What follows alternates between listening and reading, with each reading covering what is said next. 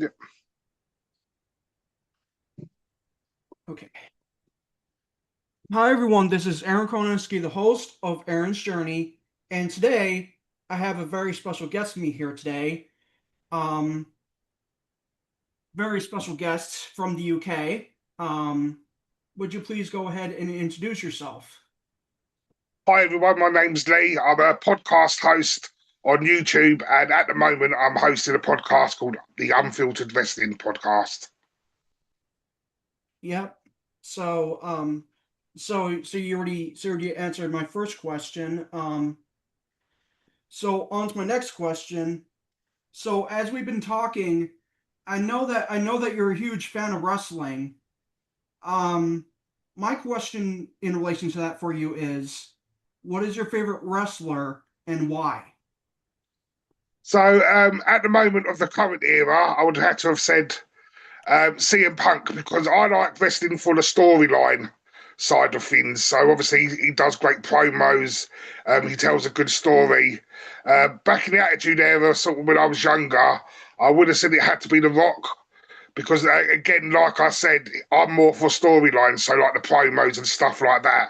And as we know, The Rock got the nickname the most electrifying man in sports entertainment just because his promos were great. I was also a big Mick Foley fan because just his wrestling style was very extreme and hardcore. So yeah, they're my Attitude Era guys, and like I said, I'm more CM Punk. The product's got quite watered down at the moment, so it's a bit harder to make a judgment because it's very scripted. The moves are very scripted, and even the promos are very scripted. So it's harder to find characters that you connect more with nowadays, I feel. Yeah, absolutely, I agree. Um, that is quite something for sure. Um, on to my next question. Um, I understand you made some TV appearances throughout your career, and not just doing interviews. Would you mind please tell me about them? Yeah, so when I was 15, we had a production company to come to our school. I was in secondary school, and I always wanted to be an actor. And this opportunity came along. And over here in the UK, I know you've got BBC Worldwide. We've got like BBC One and BBC Two.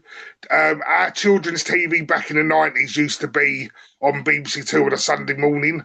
So this was a programme to appear on CBBC on BBC Two on a Sunday morning, and it was a courtroom drama, and it was based around different case each week. So I ended up being playing the defendant, which turned out I was being done for racism. So all the parts were played by young people, the lawyers, the defendant. I think the only our parents were played by actors, and we had two police officers for the reconstruction. They were real police officers. Other than that, all the parts were for young people.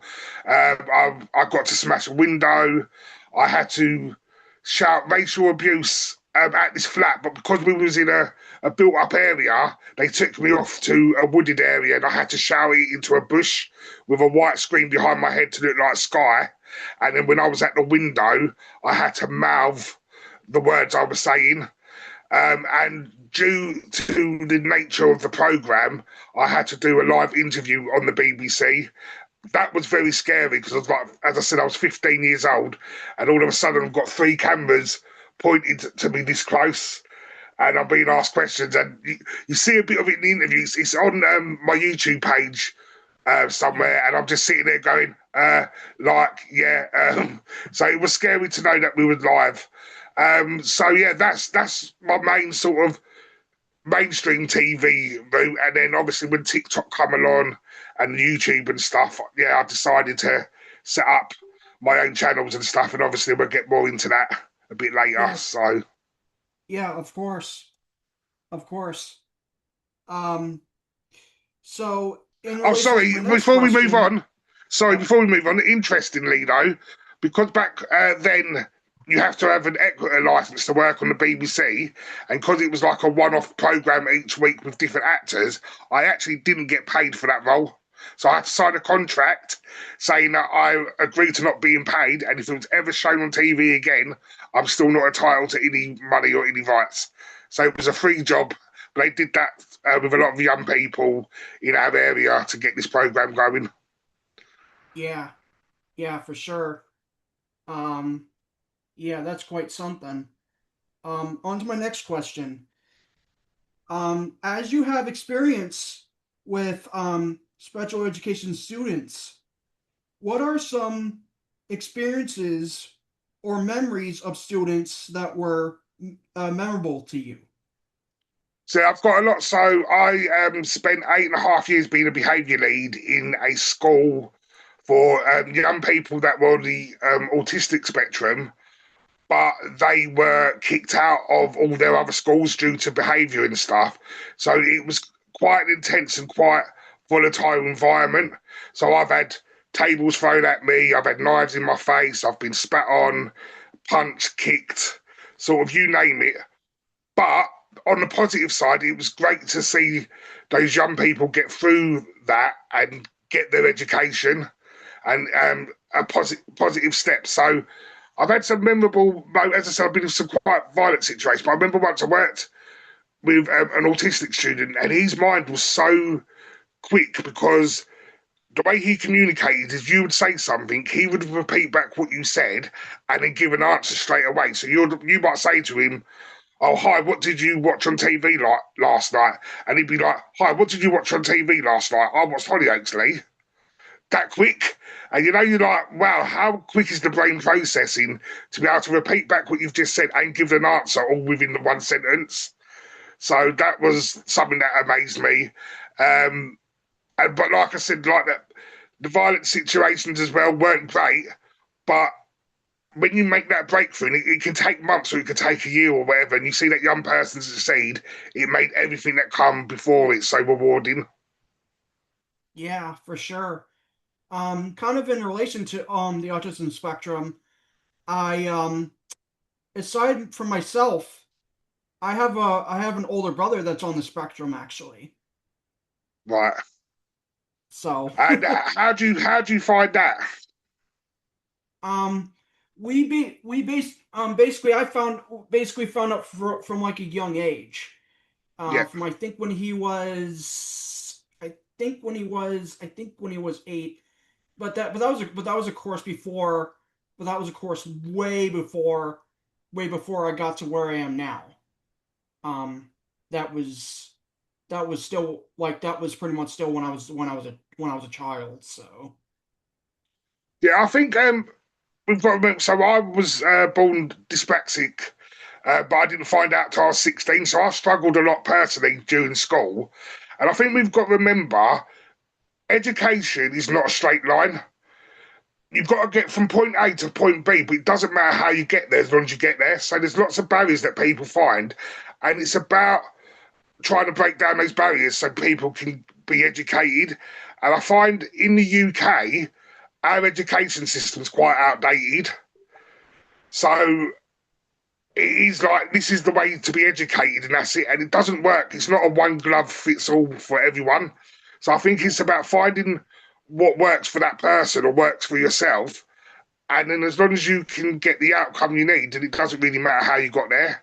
So like I said, I struggled a lot in my childhood myself, but I still managed to get away with my education. I've worked in education for the last 20 years. I just found different ways of doing it to be able to still get to the same outcome. hmm absolutely, absolutely. I know for me as well. It was when it came to education. At times, it was a challenge for me too because I mean, I was mostly proficient in like like reading mass media and stuff like that. But like when it came to stuff like math and all that, so forth, I was not the greatest. And it doesn't really matter, I think. Education is just one part of life. I think you sort of need to be educated in the school of life, really. So we're not all going to be academic or we're all not going to be what I could like to call street smart. But if you've got a mixture of both, I think that gets you by. Like I said, I'm not the most academic person in the world, and especially for my family. But I've worked in education for the last 20 years because I can build relationships with people. And I think that's the big part of it as well. We can all read text off of Google or off a textbook, but it's how we take that in is how we learn. And I think you need people around you that sort of understand you, because that helps you take in the information you need. Yeah, for sure. For sure. Um, on to my next question. Um, so you have been through some grief in your life. Would you mind telling me who you lost in your life and the challenges you had to face and how you bounced back? Yes. Yes. So probably about 10 years ago I lost a brother due to heroin overdose, but he was my stepbrother. So my step family moved in when I was about 9 because my mum had left us, but she'd like left in the middle of the night. She went missing for 6 months. So we didn't know where she was. And then out of the blue, we got a phone call and she was like, I'm at this place, I'm going to ring again in a week's time. And then we started building a relationship up again. So obviously my mum and dad had split up. So my step family moved in. And my stepbrother, it was really weird because I think he'd always had an issue with drugs, but he was always kind to me, if that makes sense. He was older than me, and he was the funny brother, but he was also someone who was a bit of known as like a hard nut in the area. So he was always like, if you ever get any bother, just don't worry, call me and we can sort it out. So he was living in sort of both worlds. But as the years went on, it got really bad to the point that he ended up having a triple heart bypass at the age of 27 because of the drug taking. He went to prison for 5 years for armed robbery. Um, but this is how dumb he was with the drugs. Back then, the CTV was done by VHS videotapes, and he took the VHS out of the recorder when they robbed his shop. But then he was found by police when they arrested him with the videotape still up his jumper. So he was banned to rights. Like, I'm not saying crime's good or anything, but if you're gonna steal the CTV, at least like dispose of it. Don't get caught with it still on you because you ain't got no defence then. Um, and then, yeah, like I said, about 10 years ago, we got a phone call um, just saying, yeah, he was found dead in some public toilets with 2 needles in his arm. So he didn't even sort of had the grace to die at home, if you know what I mean. He was in public, he was just slumped in the urinals dead. And it was a really hard one because I felt like I lost my brother when I was about 12 or 13 because of the drugs that took over. So as he grew up on the drugs, he wasn't really my brother anymore. So it was more about just waiting for that phone call. But once you get that call, you still don't sort of realise how much it's going to affect you. So it was still shocking, and it was still, even though we was waiting for it, it was just a matter of time. It still was like shocking and stuff. But I think that helped me out because, as I said, I was younger. I think I was like 5 years younger than he was. Because I'd seen what he was doing throughout his life and probably where it was going to end, that helped me stay away from it. Because we grew up in the same area, we had the same options to meet in the same crowd of people and stuff like that. And obviously, he chose the route he chose to go down. But because I was seeing all that, that kept me out of that. I said no to it all the time. So, in a bad way, his death sort of helped me live a straighter life, if that makes sense. Absolutely, absolutely. I can just imagine what you had to go through. It must have been tough. Yeah, it's a bit of a weird one because I saw him about 9 months before he was found dead, and was 5 minutes from my home, and he looked rough. I think he'd been sleeping rough, and I couldn't even say to him where I lived because he was that far gone. Like a couple of years before I bumped into him, he turned up at my niece's 8th birthday, and he went in the toilet. He shotted up drugs in the toilet at an 8-year-old's birthday party. Like he was someone that he got to that stage that he would rob his friends. So if I told him where I lived with my family, I would then panic that he was going to come and rob me. So I went off, I bought him some groceries, I bought him some pack of cigarettes, and I pretended I was in the area seeing a friend when I was actually on my way home. And I felt so guilty after I found out he died, because I was sitting there thinking, But what if I took him in that day? Could I have changed the route?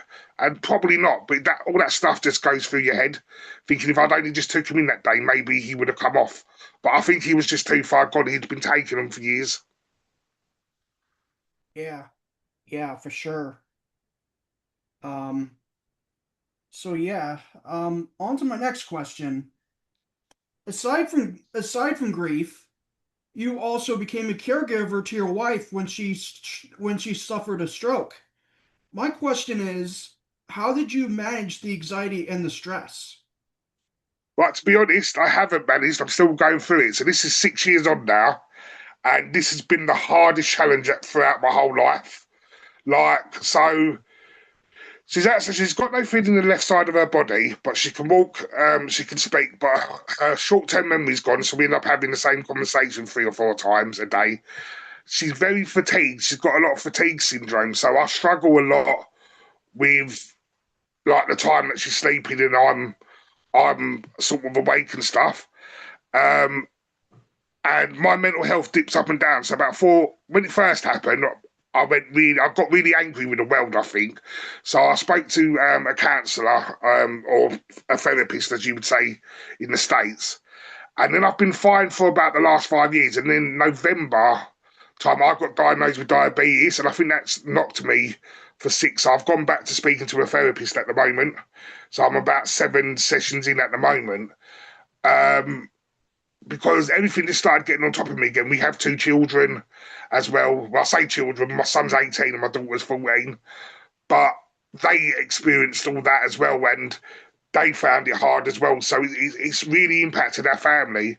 And to be honest, because our life changed so much, that's the whole reason why I'm on social media. I started podcasting because of before the wrestling content, I started up a podcast called the Non-Identity Podcast, which is where I interviewed people, a bit like what you're doing now. Um, and that was my way of meeting people because I used to be a very social person, and because of what happened, it's been like we have to stay in a lot more now. So therefore, um, we I started that, and that was my outlet. Podcast was my outlet. I met some amazing people from all over the world and stuff like that. Um, and that was my outlet for getting through it. So that helped out a lot. But as I said, for some reason lately, I've sort of started to dip again. But I'm actually recognising that I'm dipping now, and I went and seeked therapy straight away. Yeah, yeah, absolutely, absolutely. Which kind of ties into my next question. Aside from all that, you're a content creator yourself with a podcast about wrestling and other topics. You were able to gain a following of 54K followers on TikTok as well as 1,660 subscribers on YouTube in relation to the podcast. What inspired you to become a content creator and a podcaster? So, like I said, the main point was my wife and having her stroke, and I needed an outlet because my life changed so much. So I sat there and I thought to myself, right, what am I interested in? I'm interested in speaking to people. So, right, what am I going to do? Right, I'm just going to interview people. So, again, like how we've connected, Facebook podcast groups are great for getting guests. So I sent out a, a post on Facebook, said, this is what I'm trying to do. I'm called the Non-Identity Podcast. I just want to hear your story. My sort of tagline was real lives with real people. Had a load of responses. I think in the first year I recorded close to 100 episodes. Mm-hmm. And during that time as well, I was able to get a couple of UK celebrities. So Frank Warren, who is Tyson Fury's English promoter in the boxing.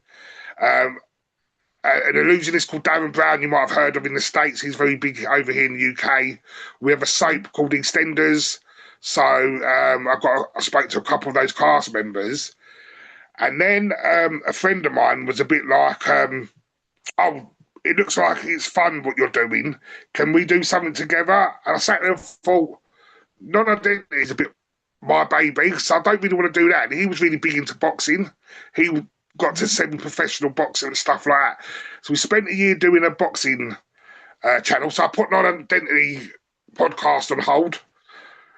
done that with him for about a year, and then we had someone who's quite interested in the channel, and we weren't making any money, and we was about 5,000 on TikTok and stuff like that, and he bought the channel off us for like £200, so about $230. So I know it didn't make a lot, but I thought actually I've sat here and made a channel, sold the channel. So after that happened, I went back to interviewing people called the Non-Identity Podcast again, but then I got a lot of people wondering if it was to do with the LBGQT community. So I think that identity thing was confusing people. So I changed the name to Unfiltered. So UNFLDT. Um, Carried on with that. And then I had another friend who I worked with, and he was into his wrestling, asked if we could do something together. So that's when I then set up Unfiltered Wrestling, and I've kept. So a lot of the interviews, again, has now been put on pause, and it's now just a wrestling channel. But then, so then what I've done separately is I've set up another channel called Always Confused, where I just post little daily vlogs, and if I see something a bit entertaining, I put it up on that page. And I'm now thinking about going back into the interviews again, but that probably will come later on this year into the summer, but that will be on that page. So on that page, we're only on like 93 subs on YouTube because it's quite new. But my biggest advice to anyone doing podcasting or social media, one, it can be very tough and lonely, especially like yourself doing solo podcasts when you interview people, because you're the producer, you're the director, you're the question maker, you're the editor, and that can get really tough. But just persist through, Oh yeah. and consistency. Oh Yeah, yeah. with Yes, because I especially struggle with the consistency myself. And mind you, I'm usually busy during the week with yeah. so many things I do, and so it's like people don't get it. Like to a degree, people get it, but at the same time they don't because I know there's only some that can only do one episode a week, but then there's some that can do several episodes in a freaking week, and I'm just like, how do they manage that? So what I used to do, um, when I was working at a school and when my wife became ill, I cut my days down to 4 days a week. So I used to record in blocks. I used to do between 7 and 11 interviews over 3 days. And then that would give me 12 weeks worth of content. So then I could have a couple of months off. Where I'm now doing wrestling, it's a bit different. We have to record weekly because we have to stay up to date with what's going on in the wrestling world. So we always review Raw and SmackDown we record on a Sunday night, but it goes out on a Monday. We've just recorded a mini series about the Attitude Era. Today's episode 3's come out, but we recorded all 6 episodes in one day. So I'm lifting up behind the scenes a bit there. Yes, it's not each week that series, but that again was to give us the next 6 weeks worth of content on a Wednesday. And like I said, consistency. So TikTok, how I got to 54,000 followers was I post a minimum twice a day, and I have done for the last 3.5 years. Even if it's a little bit not your best work, as long as you're putting something out there, it always gets pushed out. So, and at the moment with TikTok, I'm finding the last couple of months we've been lucky. It's not great money. It's literally enough to put on the electric meter. It's about £40 a month. But again, this is just a part-time thing for myself. But we are starting to make a little bit of money on TikTok. YouTube, I know, is going to take years because that's a grind, and I really struggle with YouTube. But all I will say to anyone is just be consistent. But going back to what you're pointing that people don't understand, sometimes you can record something that's like a minute and a half long. That could take you 25 minutes to edit. So what I got told years ago, and it does seem like a good rule, for every minute of content you record, you times that by 3 for editing. So if you record a 60-minute show, that's going to take you 3 hours or plus to edit. So I think people have got to realise that's the hardest thing. It's not as easy as just hitting record. There you go. There's the bit of content. Yeah, yeah, absolutely. So in the long run, for my next question, I'm going to go a little bit personal about myself very quick. Yeah. So a bit about myself. I grew up with cerebral palsy. A disability that usually affects movement. That can sometimes affect people's speech other various health issues and complications that I've had from like when I was a baby and everything. And so um in my particular case, my CP affects me on my left side of my body, which of course I ended up getting the CP from the brain bleed. Let me think. I think it was like level level 3 and level 4 brain bleeds. So yeah. So in relation to that, um, of course, led to the various health complications that I had during my birth, including pneumonia, asthma, all that. Um, and of course, I was born 3.5 months premature myself. For short distances, I of course use a walker, and then for longer distances, I of course use a wheelchair. Um, in relation to my question, is there anything you would like to know about me, my podcast, or what I do? Yeah, so how do you sort of, because obviously with like cerebral palsy, that's a physical disability predominantly as well. So how do you deal with people that sort of who stare at you, or I find a lot young people they can be quite honest. So do you get young people that will sort of nudge their parent and be like, "Look at him" and stuff like that? Have you? Have I How do what? you deal with that? Oh, like when like when it comes to the Like questions being I've looked gotten, at you or mean? stared at? Yeah, Um, I mean, for long story short, for that, back then, I've been long story short, I've been a self advocate since 2009. Of course during the early days of social media, um, where I of course started the page for Aaron's Journey, and of course where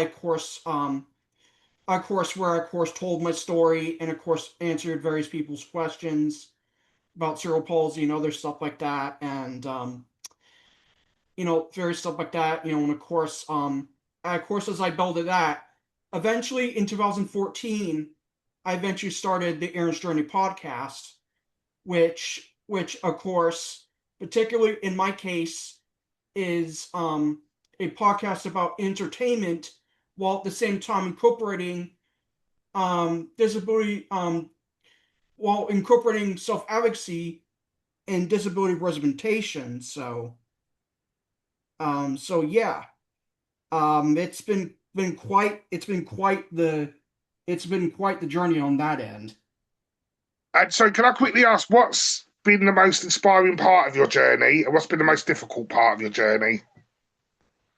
Um, the most difficult part I say is like really being able to feel like I could be myself, and put myself out there, because when I was younger I was a very very shy kid and stuff like that, and so it took me years until I got the confidence that I have now. So yeah. And what's been the most inspiring part of the journey? Oh, the most funnest part, the most funnest part is for me is like the many people I've gotten to meet, through the podcast, and other individuals that are self advocates and stuff like that. So yeah. So That's that's great.